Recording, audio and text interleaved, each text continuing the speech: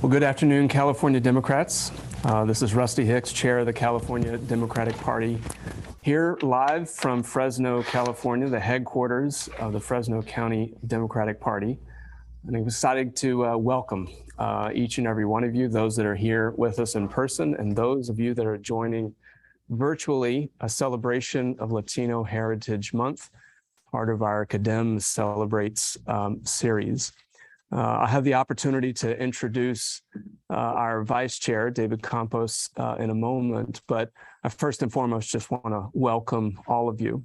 We come to this conversation on the eve of an incredibly important election in California, an important election in our history, at a time in which some in our country, especially in places like Texas and Florida, want to demonize the Latino community, demonize those that have helped move our country forward. At the same time, California Democrats have stepped forward, ensuring that members of the Latino community have a key seat at the tables where decisions are being made within our party. Obviously, an incredibly important voting bloc here in California. And so today's conversation is not just about our political work in the political season, but it's really an opportunity for us to learn more and to commit to doing more. I know our party has stepped forward in a big way, ensuring that even our staff and our membership are reflective of the great diversity of California. I'm incredibly proud that our executive director is the only Latina executive director in the nation. More than 40% of our staff are identify as members of the Latino community. And in fact, we've opened up the doors to dreamers, those who don't have the opportunity to vote in an election, but have the opportunity to have a powerful voice within our party. But I'm most proud of our forever organizing work. Certainly, we are engaging communities up and down the state, especially here in the Central Valley. We're here today in the Central Valley, but engaging around electoral politics for our endorsed candidates and causes. But we're also leaving that infrastructure in place to support organizing work on a year-round basis, engaging with communities in even years and odd years alike. So I'm excited to learn and to celebrate today as we celebrate Latino Heritage Month, but also get ready to do and to commit to doing even more work. And helping to lead that conversation is our phenomenal vice chair, David Campos, who will share his own story and have a conversation with some key leaders here in the Central Valley. So with that, I'll turn it over to my colleague, David.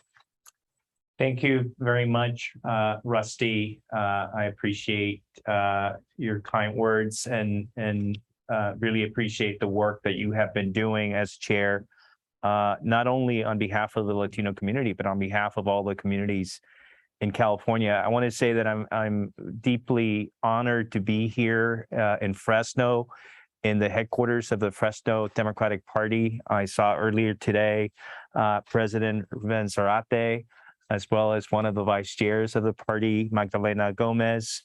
And I want to thank the Fresno Democratic Party for all the work that they are doing. It is a really critical time, and this is a very critical region for determining the success of the California Democratic Party.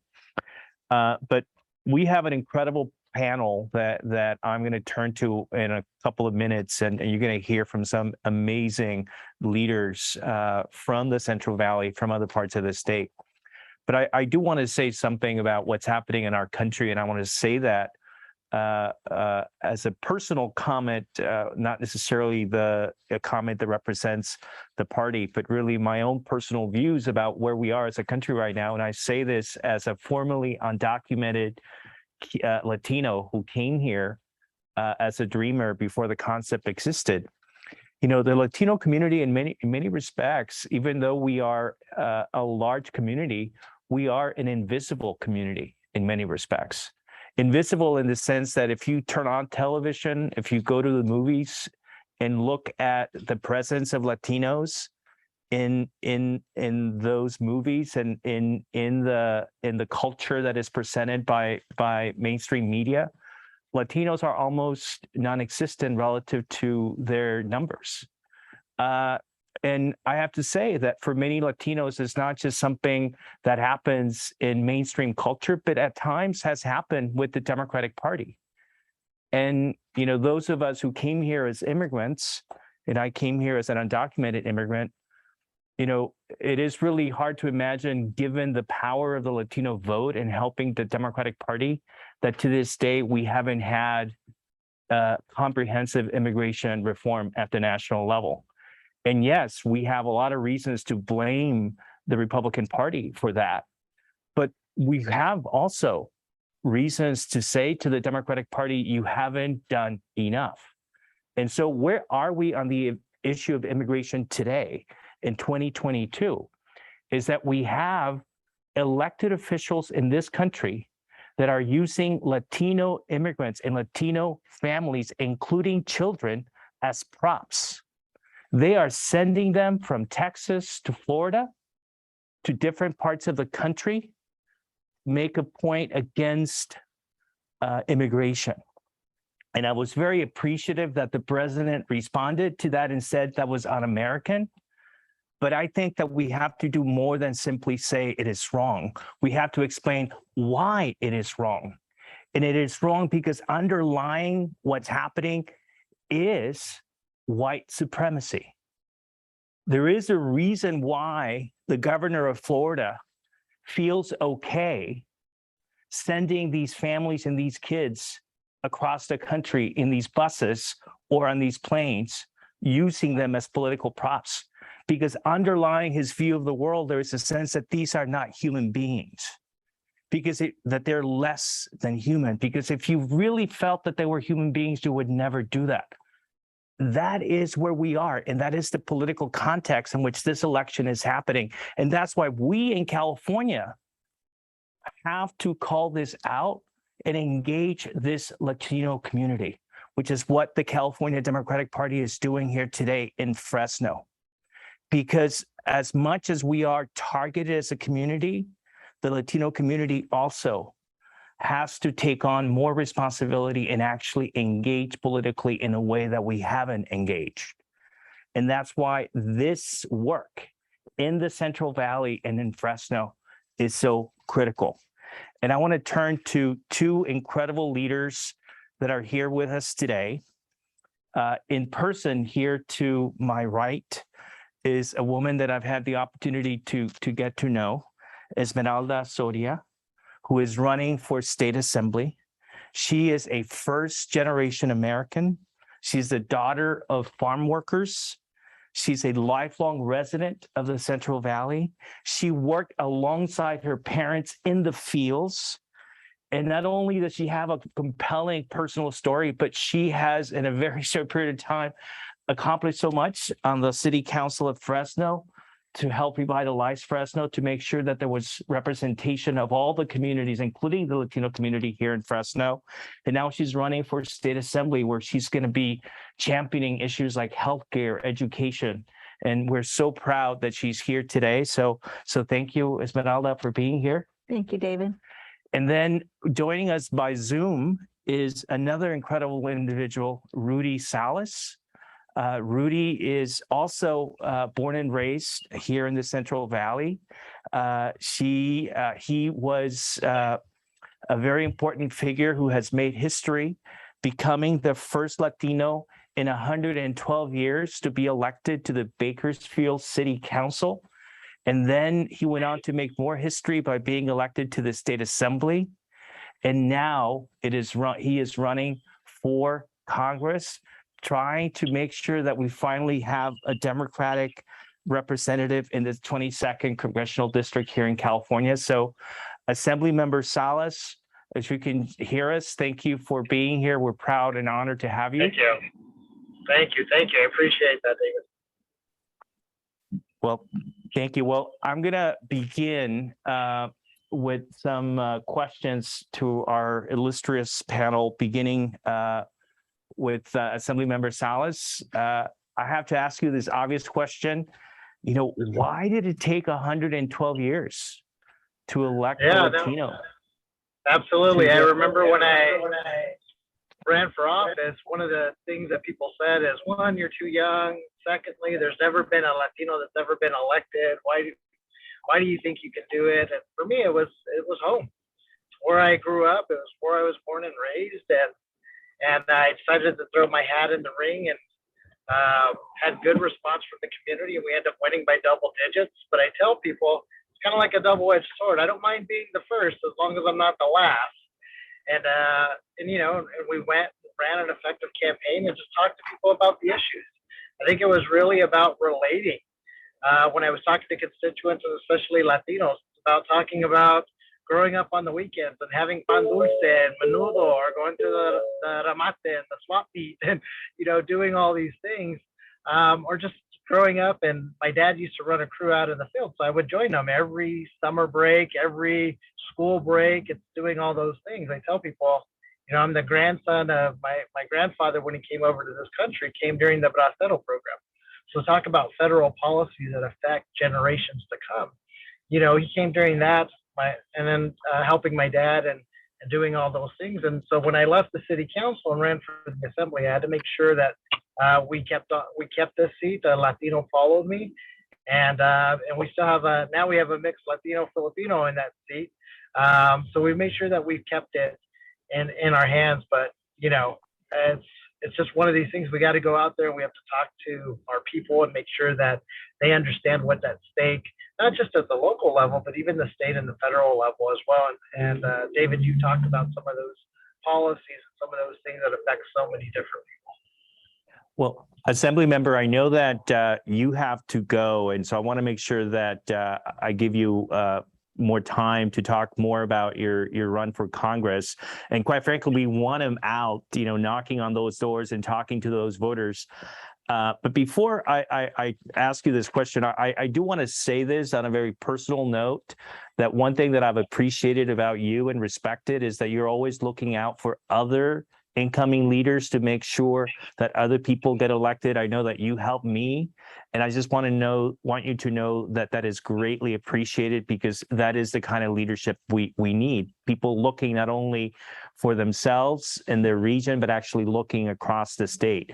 But talk about Congress. Why is your run for Congress so important, and what does that mean in terms of having representation from the Central Valley if you're elected, when you're elected? Yeah, we're trying to make history twice here, becoming the first Latino in 112 years on the Bakersfield City Council, and now trying to be the first Latino Congress member in the entire San Joaquin Valley. So all the way from Sacramento to Bakersfield. Yeah.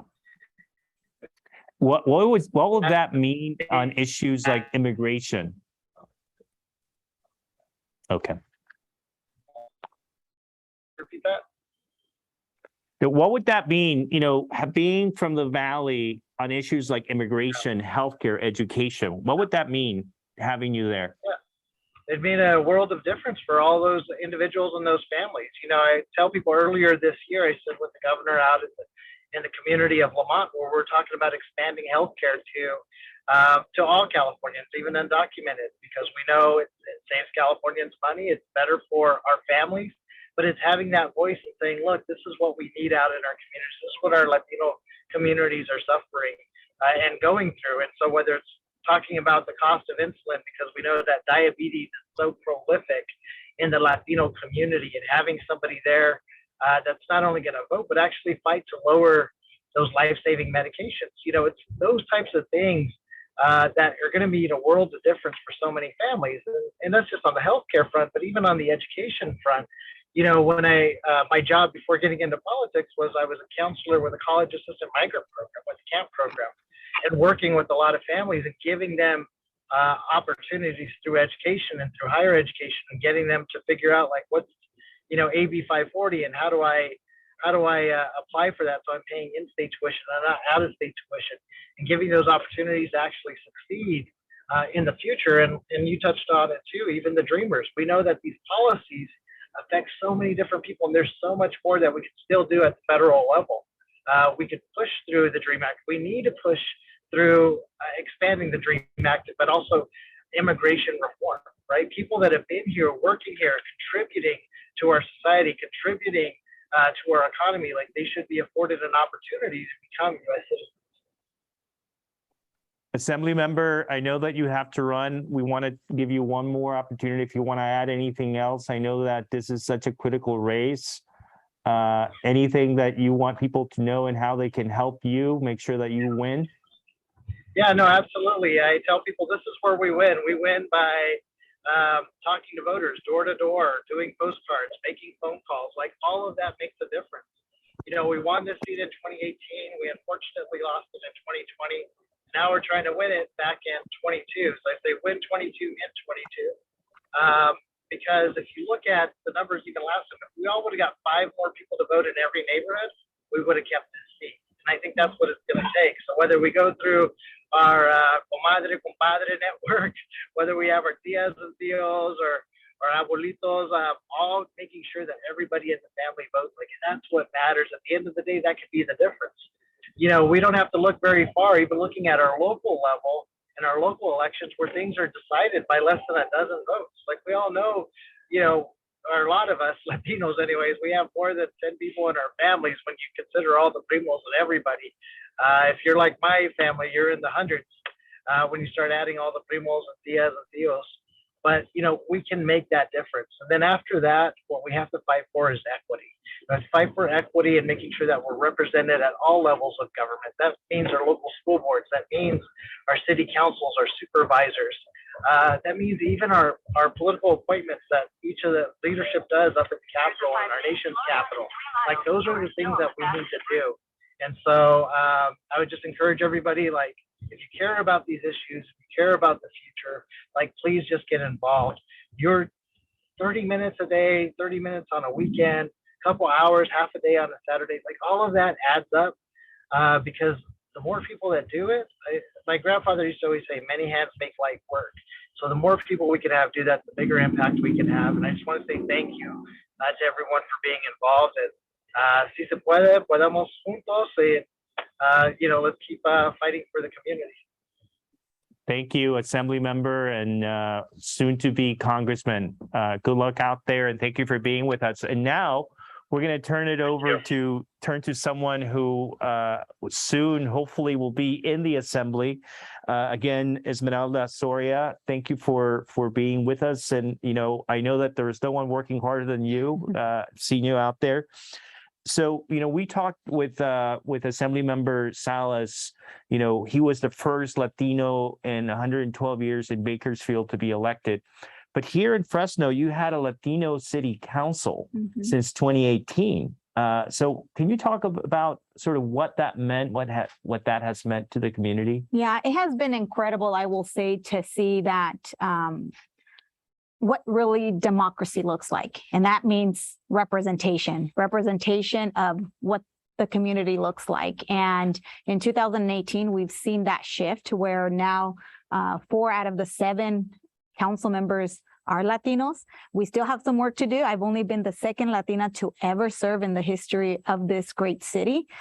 So there's still a lot of work to be done. And that's what we need to commit ourselves to do, is to make sure that, you know, that we have real democracy in our communities. And I think that representation matters. I a lot of times say that sometimes you can't be what you can't see. And that for a lot of the young Latinas and young Latinos here in our community, having 4 Latinos on the city council reminds us that we belong in those places, that we can lead in our own communities, and that we can be the ones reminding folks that we need to invest in our Latino community in a very equitable way, just as the Assembly Member mentioned. That's the voice that we bring to the council. And I will say that over the last 4 years, we've seen an incredible amount of changes when it comes to policy and when it comes to investment here in our community. Our Latino communities are noticing that we are working on their behalf. But if we're working on behalf of the Latino community, it helps everyone. It lifts all boats. And so I'm just incredibly proud that, at least in my time, we've been able to build that in the last 4 years. Now, Council Member, one thing that I mentioned at the beginning was that both you and Assembly Member Salas, you know, you actually worked in the fields with your family. Can you talk about sort of what that means, having someone with that experience in an elected position like a city council, assembly, Congress? What's the significance of that? Yeah, I think for me, it taught me the value of hard work. And I don't take anything for granted. I've recognized that in everything that I've done, I've had to work extra hard. But it just makes me even a better elected official because you don't leave any stone unturned in our community. You can't afford to do that. And I recognize that the sacrifices that immigrants and farm workers do every single day because they aspire for their kids, just like, me, the daughter of farm workers, that my parents wanted to see me go to college. And I'm grateful for those sacrifices because of their just hard work, their encouragement and their support, I was able to go to some of the best public institutions. And then here today, now leading, the 5th largest city in the state of California, giving a voice to, families like mine, that have worked really hard and have made incredible sacrifices. And at the end of the day, have made this state what it is today.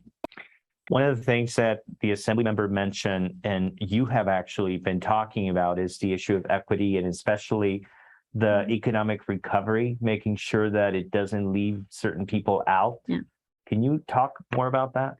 Yeah, well, I think that COVID really kind of peeled off, the layers of inequities that exist in communities, and then much more so in the Valley. I think that we saw COVID-19 impact us in a very, very hard way.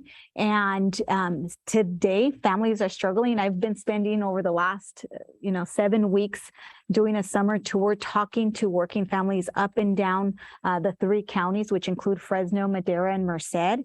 And folks are to some degree hopeless and have a lot of desperation because, their wages haven't gone up. Cost of living continues to go up every day. The rents have gone up. The dream to have a home, buy a home, has become really just a dream and a much further reality for these families. And people are struggling. They don't even have, some of our families don't even have safe, clean drinking water in a lot of these rural communities, things that I think many of us sometimes take for granted.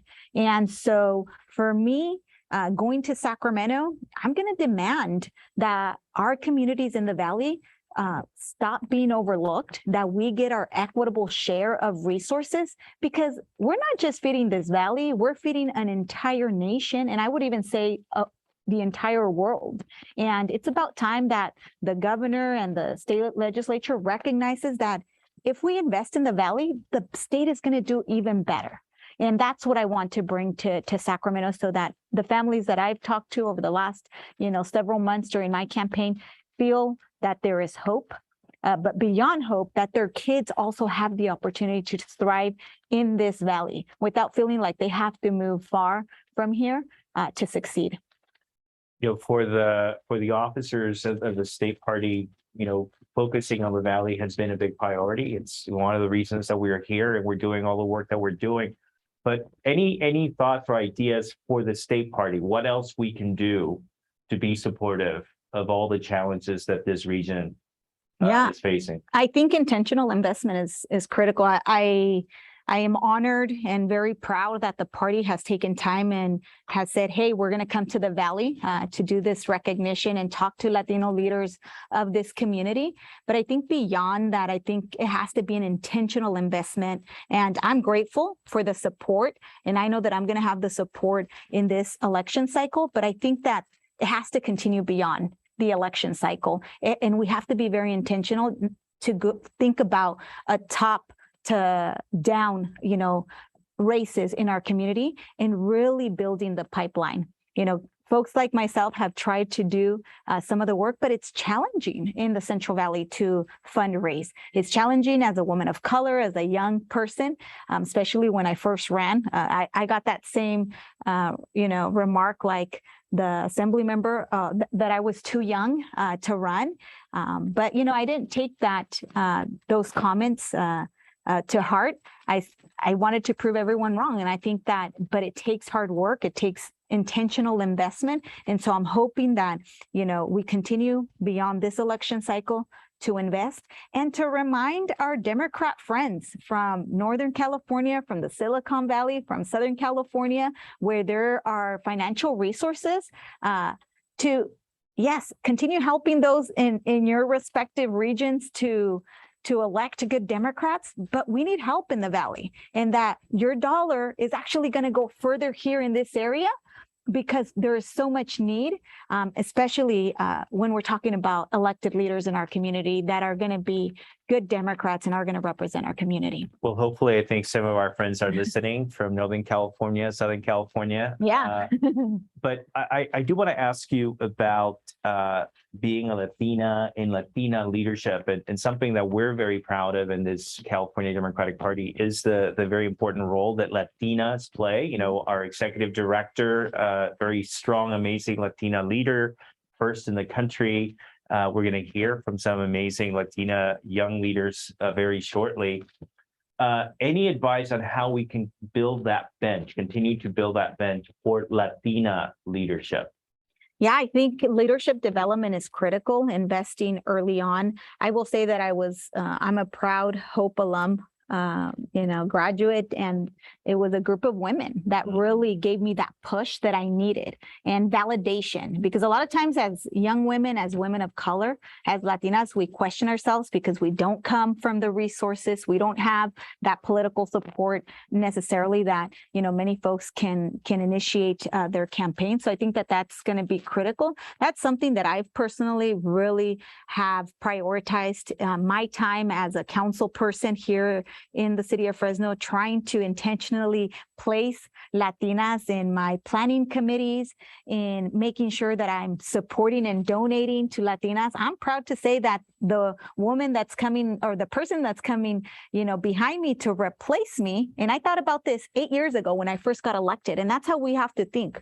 The first day that I got elected, I said, who's going to replace me? Because I know that I will be termed out in 8 years. And I'm proud to say that we were able to support Analisa Perea as the next Latina. So she'll be the third Latina in the city of Fresno to be able to lead in our community. But we have to start early. We have to start in those local, small committees, even in our central committees, supporting young people to get involved.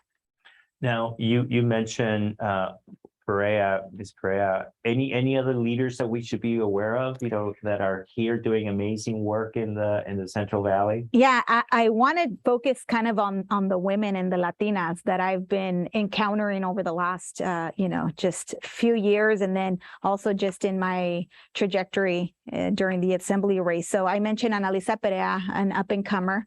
We have the first Latina supervisor elected to Madera County, Leticia Gonzalez, which was remarkable also last year. And when I think about Latino leaders in our community, titles aside, I will say I think about the dreamers that are the future of our community. I think about Scarlett, who helped us as a young volunteer. She's a UC Merced student. I think about Maria Lemus, who has been very active trying to elect Latino leaders and working with Latino leaders here across the valley. I think about Anissa Fragoso from Merced Hispanic Chamber of Commerce, another young Latina that is leading the Latino business community out in the Merced County. I think of Martha Garcia out in Madera from the Madera Merced Club, trying to organize not just young people, but our Latino community throughout the city of Madera and beyond the county. I think about those individuals. I think about Elizabeth Nunez, who is the first Latina city manager for the city of San Joaquin here in our valley. These women that are for many the first, and they don't necessarily have elected titles, but they are doing remarkable work in our community, and they're the future of this valley. That's well, thank you. I think it was important to put out those names and to continue to promote that leadership. Now, the assembly member is not here, but I wanted to ask you both this question because, as a young person, it can be very intimidating to think of running for office. Is especially difficult, when it comes to women. There's the people say, with women, you have to ask them many times So Mhm. any advice, for any young person that's out there listening who is thinking, of running for office? Reach out to me. Like, I want to be able to share a personal word with you because I know that it could be very scary and intimidating. And sometimes we question if we're ready. But man, when I meet some of the candidates that, not just no disrespect to, older folks or to folks that are non-Latinos, but sometimes when I meet the caliber of candidates, I'm like, man, if they can do it, God knows I could do it way better. And I know there's many of us out there, especially the young women. We are fierce. We work, I will say, twice as hard as anyone, and we have it in us. I think that if you care about your community, if you're passionate, if there's one thing that you're not satisfied with, I bet you that if you work hard, you can be in any elected body, and every elected body is critical, not just state assembly, not just Congress. I'm proud that I've been able to serve in local government for the last 8 years because I've been able to really see upfront the changes that you can make. So I wouldn't, just disregard local office, school board, a water board. Get your feet wet. But get involved with your community, get involved with the Democratic Party. I was a young Democrat. I think I got kicked out, a couple years ago because I've surpassed the age requirement, but get involved. And there are so many people that are willing to support you if you put yourself out there. But call me or, follow me on social media, inbox me. I want to be able to give you that personal encouragement and connect you to other folks that are willing to support folks that have the passion and the work ethic to get it done. For those who have been watching, you can see why she's such an amazing candidate. If people want to help you, and I know that you're focusing on voter outreach, fundraising is also a challenge. Is there a place where they can go? If they want to make a contribution, if they want to help you. Yes. I'm like, yes, if you weren't going to ask me, I was about to do a shameless plug because it is hard to run campaigns here in the Valley. We need resources and more resources than in denser communities. Assembly District 27 is very rural. I think the largest city aside from the part of the city of Fresno is only 80,000 residents, which is the city of Merced. So we need resources, financial resources. So if you can give up a latte once a week for the next 7 weeks, that's $35.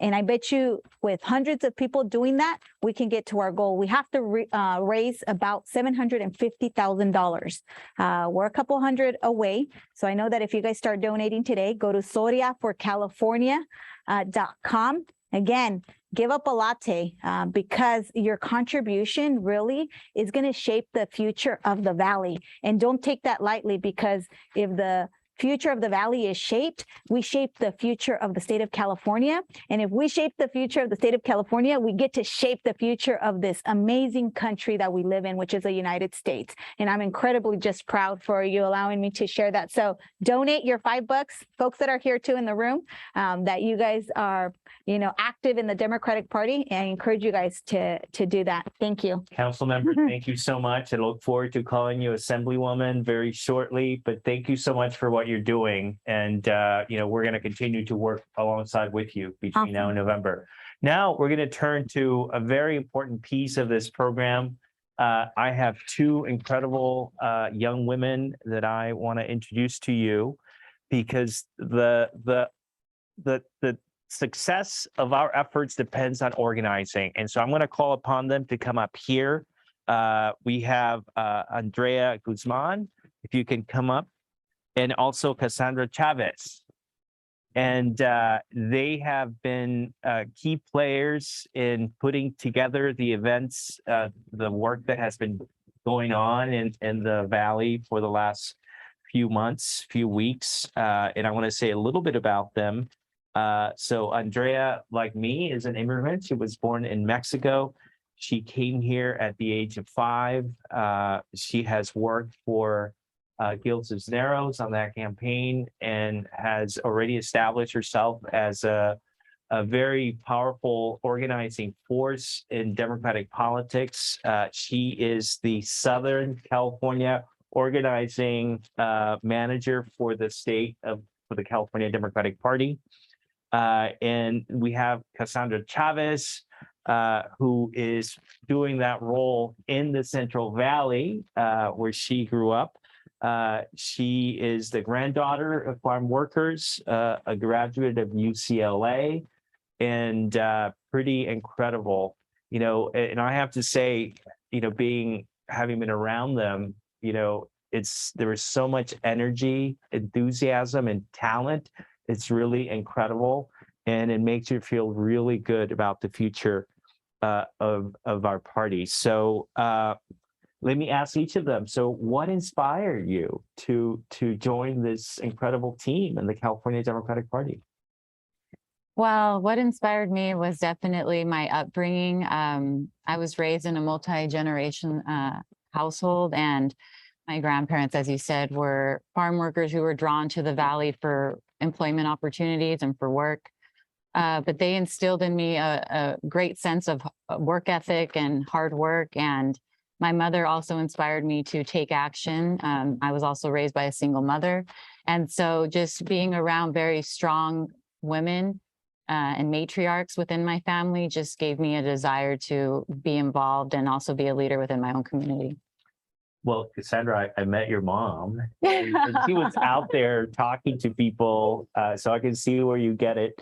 So, Andrea, what inspired you? So, David, you said it. I was not born here. I am an immigrant from Oaxaca, Mexico, and that played a big role for me growing up. I was an undocumented kid. I went through the immigration process, which is long and expensive and incredibly complicated. And so really in 2016, when the 2016 election happened, and I got to hear the way that people were talking about people like me, that really pushed me to get involved. And I will be fully transparent. I come from a family where my dad is a very progressive Democrat. And so he's always instilled those values in me. But really 2016 is what pushed me to get involved. And specifically at that time, there was also, shortly after 2016, there was a recall election in Southern California where there was a state senator Josh Newman was being recalled. And I looked up information about Josh Newman, and I saw that one of his most recent votes was that for SB 54, which was the state sanctuary bill for California. And seeing that he had voted in favor of that, seeing that they were trying to recall him because he gave Democrats a supermajority in the state legislature, that pushed me to really want to take action. And, it's not about status. It's about, just because I don't have an official vote yet doesn't mean I don't have something to say. And so that's why I wanted to get involved. And I think that's so important, that there are people who feel, I'm not a citizen, I'm still going through the process, I can't get involved. Just emphasizing the fact that you can actually get involved at different stages of the process. And in the California Democratic Party, that we are welcoming dreamers, as Chair Hicks said, we've changed rules to allow that to happen. But Cassandra, I want to ask you, since you grew up in the Valley and you've seen the changes in the Valley, can you talk more about sort of what changes you have seen politically, and where are we today? Well, one of the changes I've noticed is a better awareness around climate change. So BIPOC communities are obviously getting hit the hardest by climate change, and the Central Valley is no exception. We have some of the highest rates of asthma in children. We have some of the worst air quality. And we also have a problem with our drinking water as well in a lot of rural areas. And so within the Valley, that's what I'm seeing change, is that we are not only accepting climate change, that it's here, but we are desperately in need of some help in order to combat this global issue. Do you feel that in the Latino community that there's an understanding of that issue, and is that something that's resonating with them? Yes. Within the Latino community, a lot of Latinos live in very rural areas within the Valley, and they're the ones that are being hit first with a lack of water by the drought. I worked in Parlier Unified School District as a substitute teacher, and one of my students told me that they hadn't been able to take a shower that week because they didn't have water. So I firsthand know of these stories, and they deeply resonate with me. And that's why I'm here doing this work, so I can help my community. That's very powerful. Now, Andrea, you have been a part of the Forever Organizing program since its inception. And I know that Rusty mentioned that at the beginning of his remarks. And wondering if you can talk about why is that program so important? What should people know about that? Well, that program is important, I think, because it shows an investment that people want to see from the Democratic Party, right? We don't just want your vote when it comes to election. We want to hear your voice, and we want you to voice your concerns on a year-round basis. And I think this is particularly important to Latinos because they want to see that investment from the Democratic Party to them. And we finally have a structure where we started organizing prior to the election cycle, but this election is going to come and go, and we will continue to organize. And this is the opportunity for Latinos to come in and get involved and say, there's a place for me somewhere, there's something for me to do. And I think that's what our organizing department is going to do, and our new organizing program is offer that opportunity. I particularly think about when in 2018, I did work on Gil Cisneros' campaign. But what we did after he was elected and he became a Congress member is we canvassed a neighborhood in which we had people turn out that hadn't turned out very consistently. And we didn't know who they voted for, but we canvassed them and we went and knocked on their doors and we said, thank you for voting. And I remember me in particular, I went to this household of this man from Mexico. And I said, I know that you voted. I want to thank you for voting because your vote made the difference. And now we have a Democrat Latino in Congress. And he said, I'm going to be honest with you. I really wasn't planning to vote. I'm an immigrant from Mexico. And, when it comes to this political thing, I feel like sometimes my voice doesn't matter. And this was the first time somebody came to his door and said, no, it does. And I think that's why this program is so important, right? It shows that the Democratic Party doesn't just need your vote. We want your vote, and we will continue to come after it. That's a good segue into this question. And this is for you, Cassandra, if you don't mind sort of giving us your thoughts about this. And quite frankly, it's something that as a Latino candidate, I've had to struggle with, and all Latina candidates, this idea that Latinos are voting less. They're not voting at the level that the other voters are. And, as you noted, there are some people who feel, why should I get involved? So how do we deal with that? What do we make of that? Well, I think we have to acknowledge that Latinos are not a monolith, and we have to also make sure that we have a lasting investment in communities and that we value the worth of Latino voters. Latino women only make 55 cents per dollar for every white man. So I think we have to deal with these problems, and we have to make sure that we do something to really make a difference in everyday lives. And that's what we need to do in order to get these votes. Yeah, and how do you think, as you're doing this work of the party, how are you trying to incorporate that in the work that you're doing? Well, in the work that we're doing, we're trying to meet people where they're at, and we're trying to understand, have open dialogue, have open conversations with people, and allowing them to speak as much as we listen. So it's not just about us,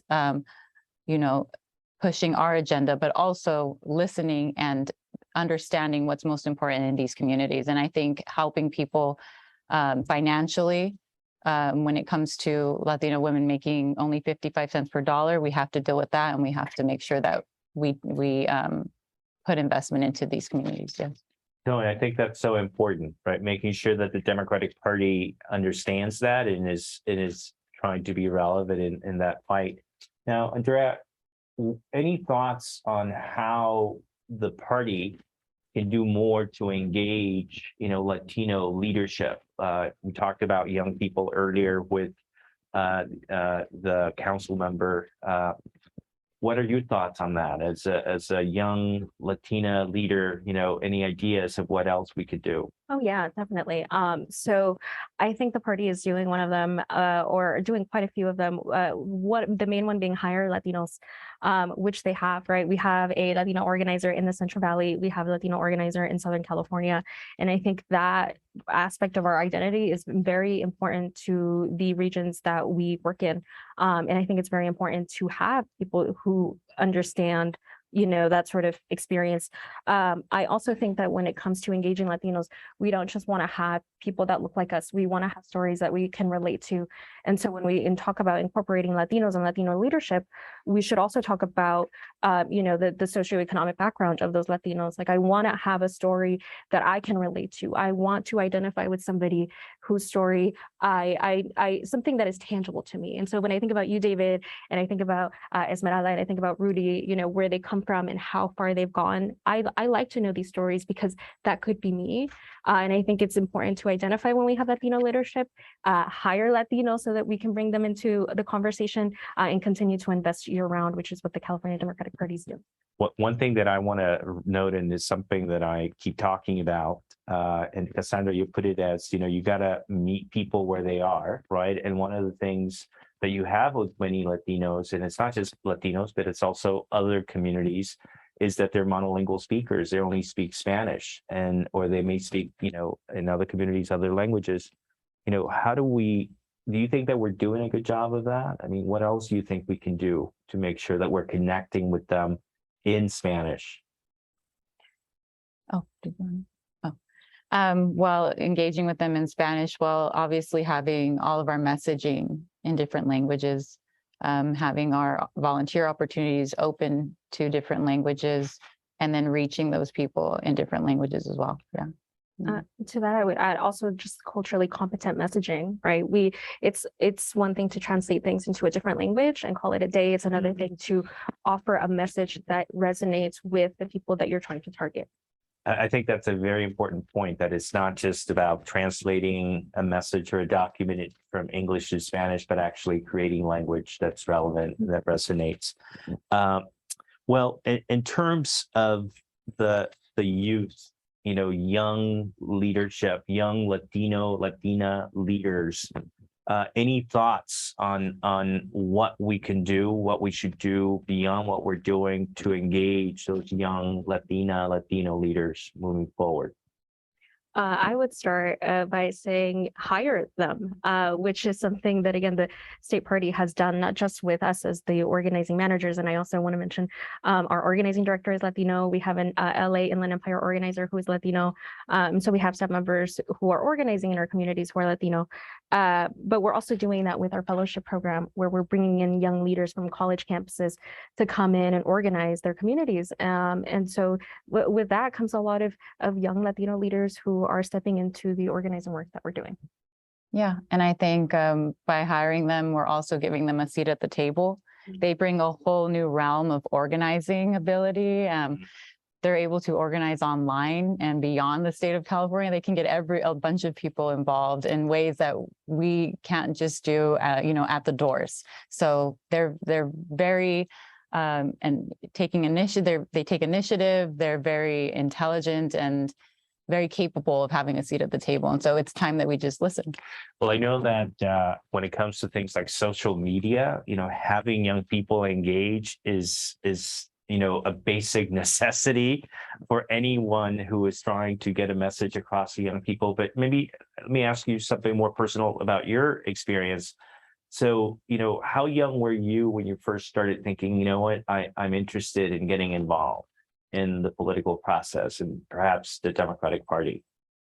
Well, I guess I would say, when I was young, that's when I started to notice the inequities that were in my community.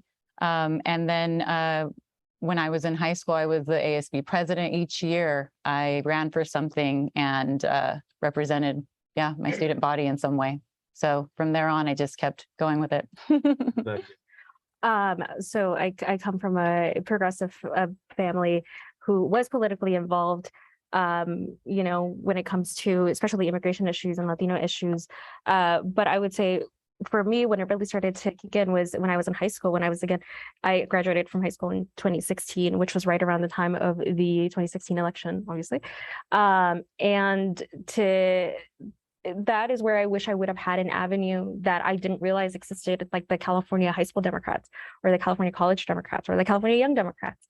And so I'm grateful that we're also investing in those sort of programs, because then we're able to capture young people early on, and we're able to make them longtime voters, longtime organizers, and longtime activists.